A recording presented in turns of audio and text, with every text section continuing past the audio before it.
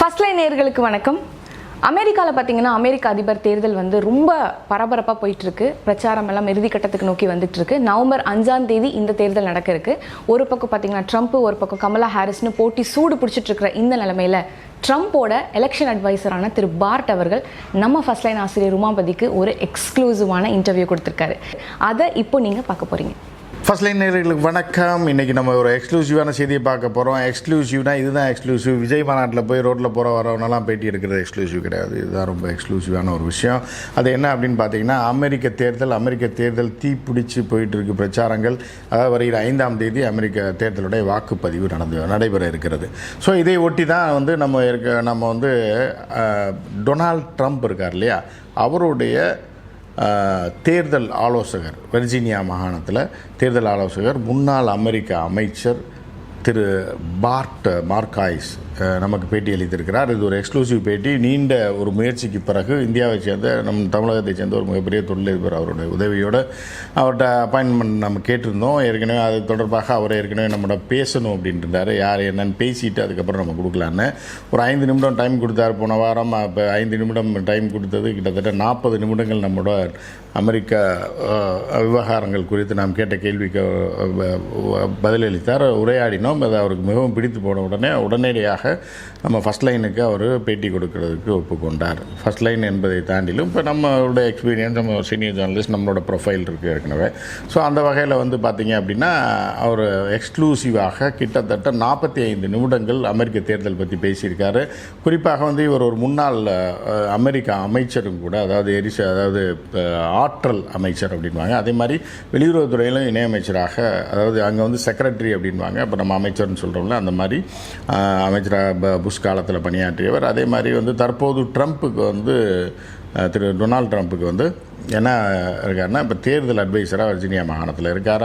அவர் நமக்கு அளித்த சிறப்பு பேட்டி 2 பாகமாக கிட்டத்தட்ட 45 நிமிடம் நம்மிடம் அமெரிக்க தேர்தல் குறித்தும், யார் வெற்றி பெறுவார்கள், எதற்காக ட்ரம்ப்புக்கு வாக்களிக்க வேண்டும், கமலா ஹாரிஸ் வந்தால் என்ன ஆகும் அப்படின்ற பற்றி டீட்டெயிலாக பேசியிருக்காரு. அதோட முதல் பகுதியை நம்ம இப்போது பார்க்கலாம்.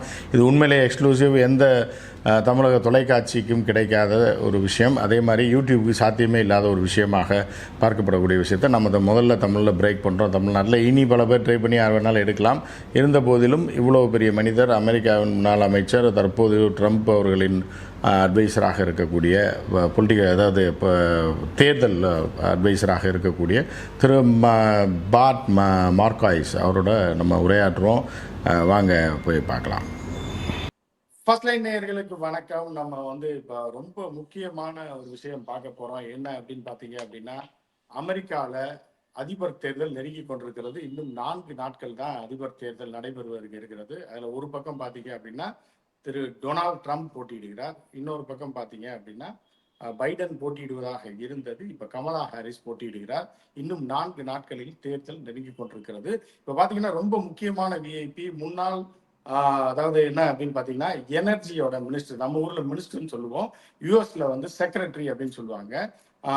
நம்மளோட இணைந்திருக்கிறவர் வந்து திரு பார்ட் மார்காய்ஸ் என்கிற ஒரு மிகப்பெரிய மனிதன், மிகப்பெரிய ஒரு அரசியல்வாதி. தற்போது தேர்தலில் ட்ரம்ப் அவர்களுக்கு அட்வைசராக இருக்கக்கூடியவர் திரு பார்ட் மார்காய்ஸ். தொலைக்காட்சிகள், குறிப்பாக தமிழக தொலைக்காட்சிகளில் முதல் முறையாக, இந்த யூடியூப்ல முதல் முறையாக அவர் வந்து நமக்கு பேட்டி அளிக்க தயாராக இருக்கிறார். நீண்ட முயற்சியின் பிறகு அவர் நம்மோட கனெக்ட் ஆயிருக்காரு.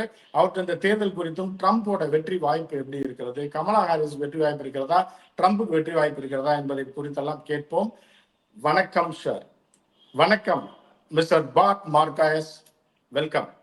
Thank you very much. It's a pleasure to be with you. Yeah, it's also a very pleasure for us to see you in our studio. Thank you very much for joining with us. Right. After Kamala Harris was announced as a candidate, after saying all these things about Biden, that everything is true. But after Kamala Harris came in, how is the situation there? So after she came in, after they pushed him out and she came in, they spent $1 billion in a month trying to make her a star. And at the beginning, it started to work. People said, "Oh, she's nice. It's not Biden." The young people came back. The African Americans who came back, the Black Americans who didn't like Biden at all, They came back.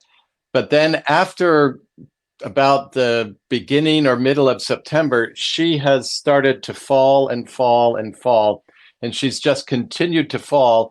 And at the same time, Trump has continued to climb. So the situation now is that Trump is leading her by about 2 percentage points, maybe 3 percentage points in the national polls.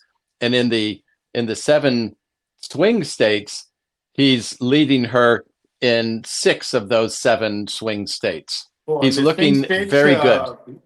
In swing states, Trump is leading in 6 states, right? Yes, in 6 of the 7. Okay. And So he is what, doing very well in other states like New Hampshire and Virginia that are not even on the list of swing states, but it's looking like he's going to win Virginia and New Hampshire as well. In last election also, the same trend was went on there at that time. Finally, Trump get lost in that election. How this election will be? This time will be? This time, I think things are a lot different this time. In 2020, it was in the middle of the Wuhan virus, the COVID lockdowns, and the Democrats used the occasion of the lockdowns to say, we can't vote in person, we have to vote by mail in state after state after state. And they flooded the polling districts with mail-in ballots, many of which were fraudulent ballots. But once a ballot is opened and entered into the pile of other ballots, you can't tell the difference from one that was cast rightfully and one that was cast fraudulently. And so there was nothing we could do. We knew the election had been stolen. We knew that it had been taken away by fraud, but we couldn't prove it anymore because the ballots were already there. So this time, the Republicans have been very careful about preventing fraud any place that we can. That we need to back up a little, because in America, we don't have a single presidential election. We don't have a national vote where everybody votes. We have state elections. The 50 states and the District of Columbia all vote, and 3 territories besides, all vote, and each one of them gets a weighted influence on the Electoral College.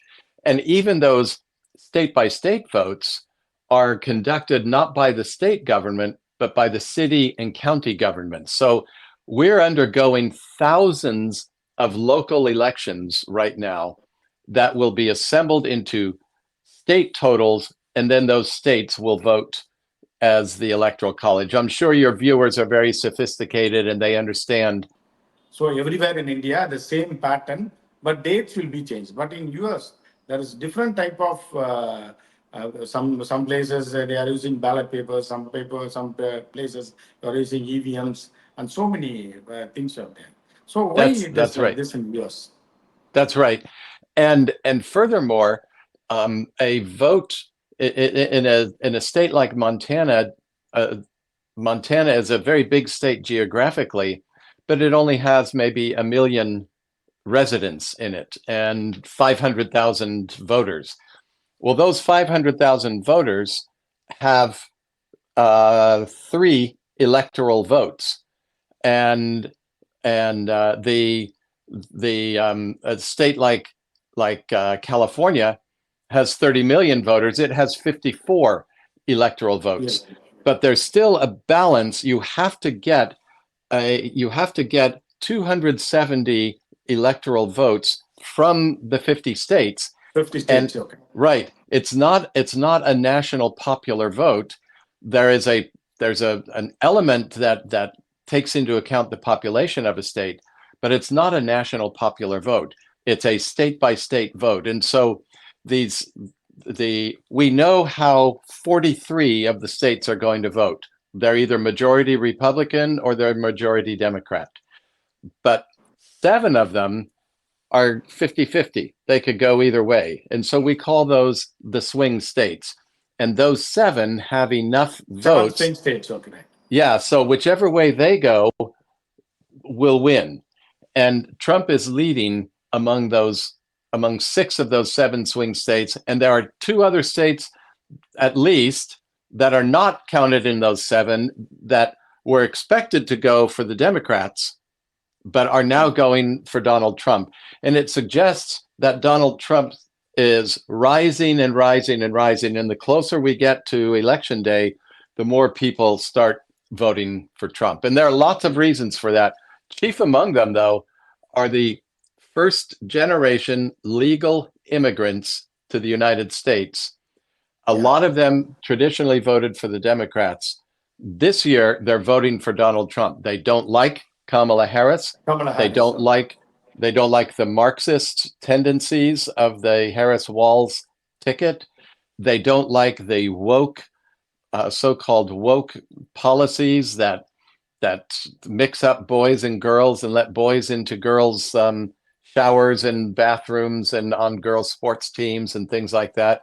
They don't like that, and they're voting for Donald Trump because they're voting for the party, the Republican Party, that is preserving what they came to America to experience in the first place.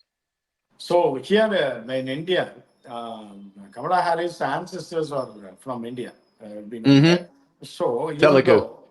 Generally in Indian population, educated population, they like Mr. Trump more than Kamala Harris, because even though her ancestors are from India. So what is the situation there in US? Who's having green card? Who's having other country residents? They are settled there in US. How they are seeing Mr. Trump there? Yeah, it's not just Mrs. Harris that has Indian heritage. Also, the wife of J.D. Vance, Mr. Trump's running mate, his candidate for vice president, his wife is Telugu, and she is closer to her heritage than Kamala Harris is to hers. Kamala Harris grew up in Canada. J.D. Vance's wife grew up in an Indian community in the United States, and she's still part of it and intimate with it. Yeah. Most of the ethnic voters, most of the first generation immigrant voters are backing Mr. Trump. There are a few exceptions, but most of them are backing. And these are populations that previously backed Democrats. I'll give you some examples. Korean Americans usually vote about 60 to 70% Democrat. This year, it's 80% Republican. Vietnamese Americans have always voted heavily Republican. What is the reason for that, sir? What's the reason for this change? The real reason is that they think that the Democrat Party has become a little bit crazy. They've gone so far to the left, they're captured by interest groups that care most about abortion. That's the number one issue that Harris is running on. Secondly, they care about transgender policies. They want to take children, convince children that they are transgender, and then give them hormones or operations to change the way they look. Literally, I hope you don't mind my being so candid, but they literally cut off body parts so that they can pretend that a boy looks like a girl or a girl looks like a boy. They'll do this to people who are 13, 14, 16 years old, who maybe have a little mental illness that they eventually will grow out of. But they take them when they're that young, and they do it. And there are states that are passing laws. California is one. Washington State is another, that have passed laws that allow the state to take the children away from the parents. If a child of 9, for example, says, "I don't think I'm a girl, I think I'm a boy," And if the parents don't say, yes, you're right, you're a boy, we'll make you a boy, the state can take that child away from her parents and turn her into what looks like to them looks like a boy. It's a terrible thing to do, and they're doing it to children. And things like that are bothering them. They're also upset at the illegal immigration, because what we're talking about here are first generation legal immigrants who waited many years to get an entry visa into the United States, who waited 5 years. You know, they got their green card, then they waited 5 years to become a citizen. They took the citizenship exam. They couldn't get a work permit until they had their green card. Many of them came here with nothing, and they built beautiful lives by hard work, working together. And they're looking at people streaming across the border, and they're being given $5,000 a month in subsidies, plus free rent, plus a free cell phone, plus free medical care. And that's something that all the rest of us are paying for.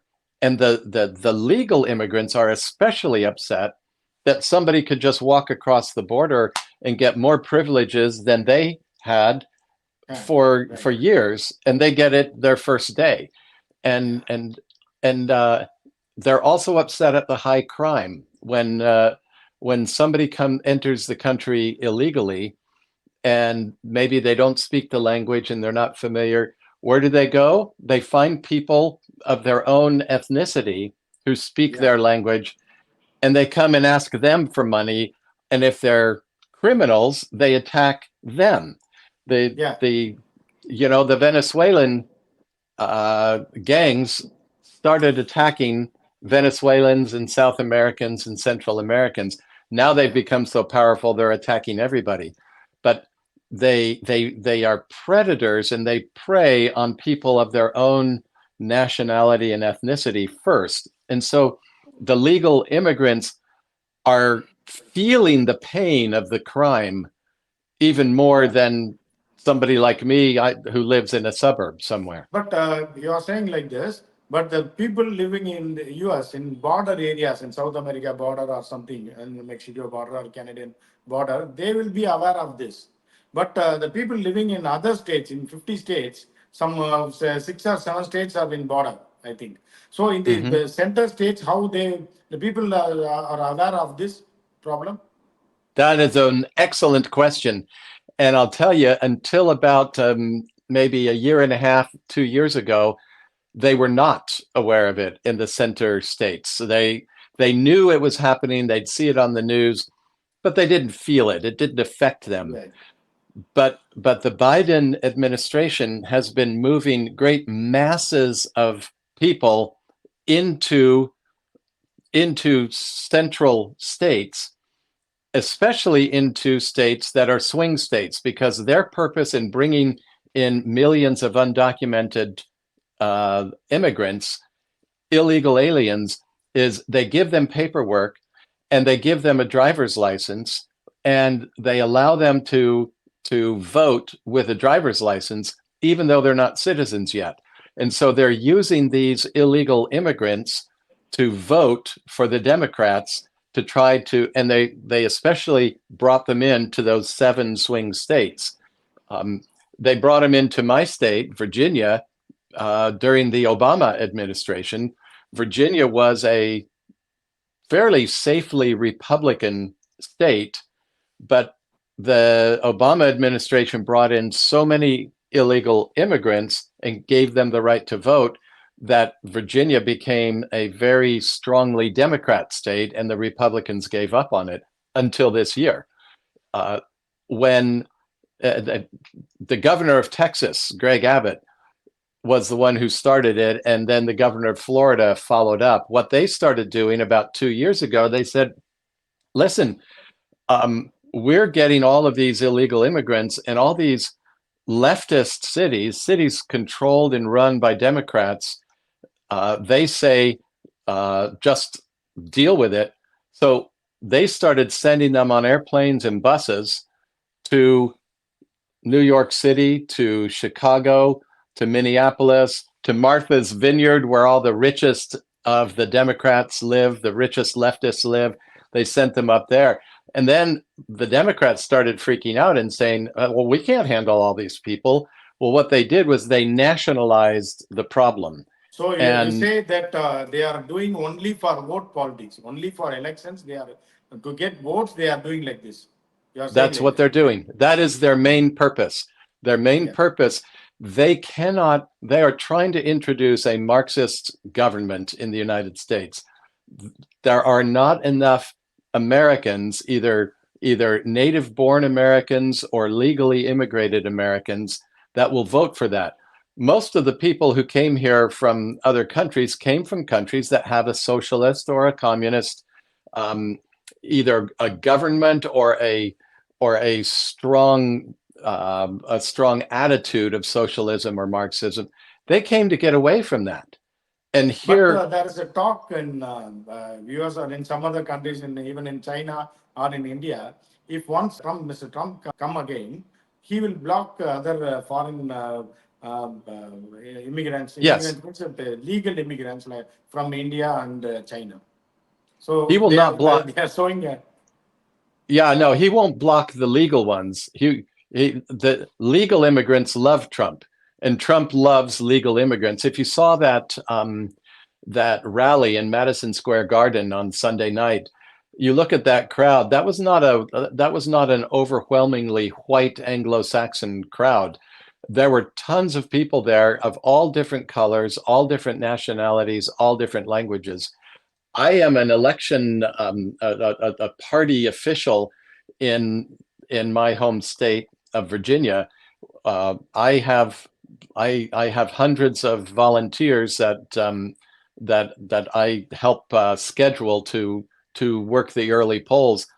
We stand outside the polling places and we see the voters come, and we can tell who are the Democrats and who are the Republicans because we talk to them. And if they like us and they talk to us, then we know they're Republicans. If they are rude and turn away, we know they're Democrats. Well, the Democrats are overwhelmingly white people. The Republicans, white people, the Democrats are overwhelmingly white people and some black people and some Hispanic. But the Republicans are white, Hispanic, black, Asian, African, anything you can think Mongolian, of. Exactly. I know when I see a voter walk up, I've learned this year, I look, and if it is a non-white voter, I know the chances are 70, 80, 90% that voter is a Republican.